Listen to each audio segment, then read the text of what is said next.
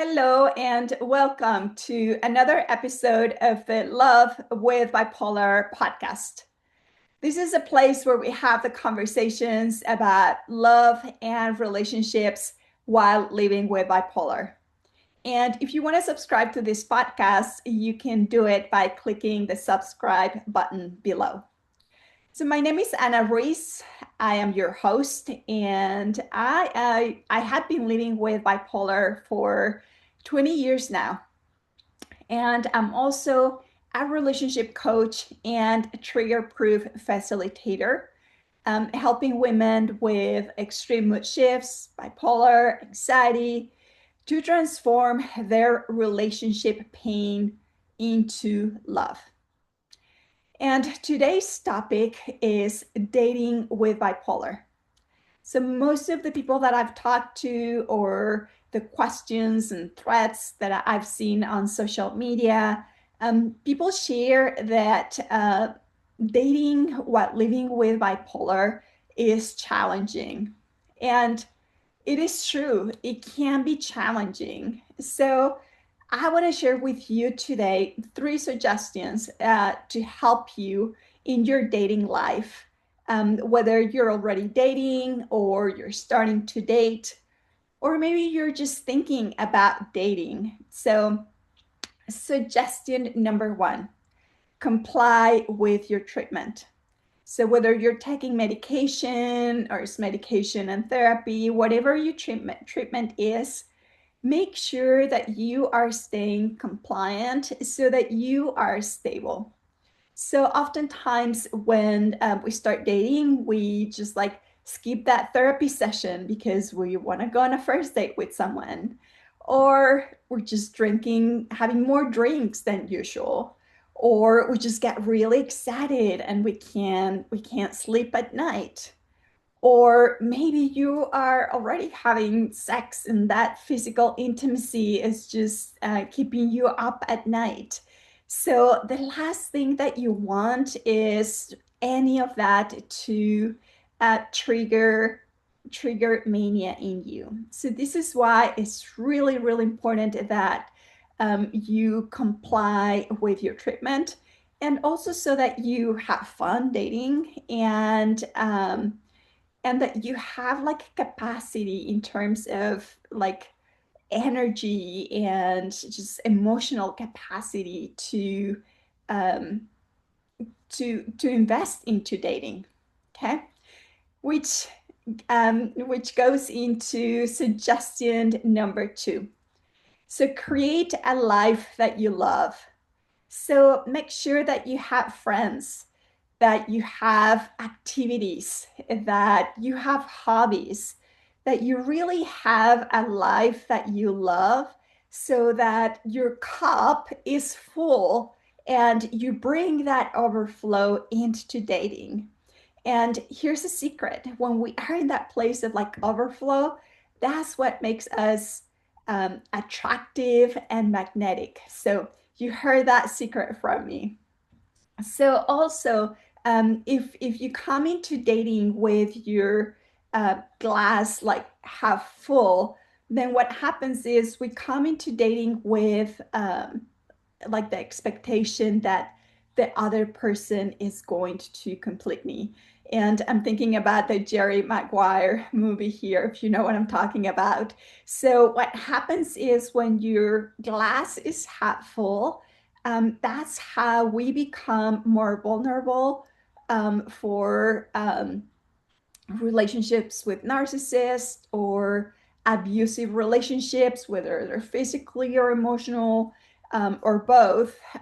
But simply because what happens is we're coming into dating expecting something from the other person, like coming into like extraction energy, right?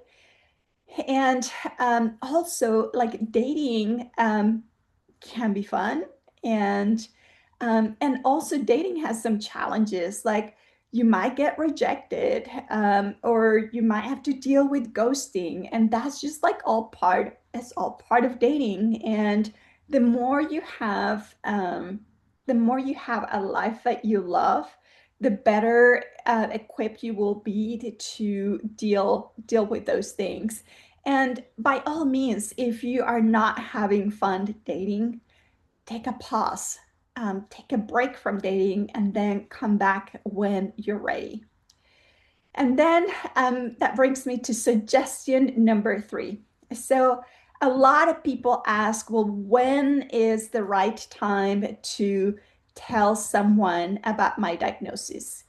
And I think that's an important question. And I would add to that that it's also important to know how to share your diagnosis. So let's talk about the first part, like when is the best time to share about your diagnosis? And I will say that the best time is when you feel comfortable doing it.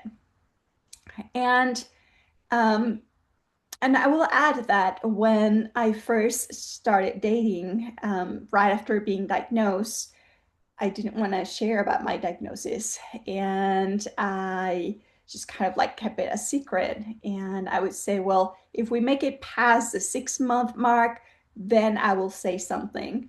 But then on the flip side, I would spend every day worrying about what was going to happen if I had an episode and the other person had no clue what was going on with me. And I would live constantly with that worry, which is not something that I recommend either.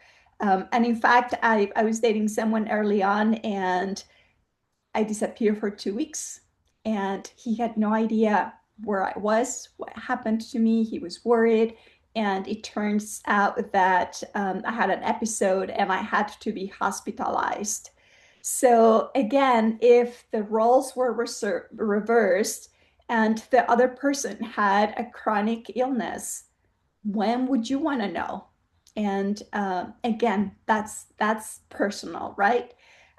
So then what has happened is I've learned in my journey that what's really important in order to like when to share with the other person, if I first need to get clear about what is my own relationship with my diagnosis. If I'm carrying shame, if I'm carrying shame for feeling that I'm broken or that there's something wrong with me, or shame for all the things that I did when I was manic, which, by the way, I ended up writing a book about all the things I've done. But also, if I was having guilt for what I did, guilt for hurting my friends or whatever, really, I had to work on that in myself first before I could really like date someone. Because one of the things that I know it's important for me is to build a relationship based on trust. And that starts early on in the relationship. It's not the 6 month mark like I used to think. So, fast forward when I went on a first date with my husband, that was like almost 9 years ago. I We went on a first date, and he shares something very vulnerable about his life with me, and I really felt trusted. And at that point, I could see the potential of like having a relationship, and I wasn't wrong. We're married now. And I also realized like I didn't want to catch feelings or have him catch feelings and me holding the secret. So in that first date, I remember that I shared with him my diagnosis, and I was nervous and my legs were kind of shaky, and I went ahead and I did it, right? Which takes me to the second question, which is like how to share. So it's important that when you share your diagnosis, that that first of all, that you, if like what you tell them is important. If I come to the table and I tell like my husband that something terrible happened to me, and I have this diagnosis that ruined my life, and that I just have to live with this for the rest of my life, he probably would have felt a little turned off or very turned off. But the way I shared, because I had done my own work of the shame and the guilt and everything, when I came and when I shared with him, I said, hey, I have this diagnosis and I've been living with that condition for um, these many years, and there's no cure. And reassurance. It's important to reassure the other person about what you do to stay stable.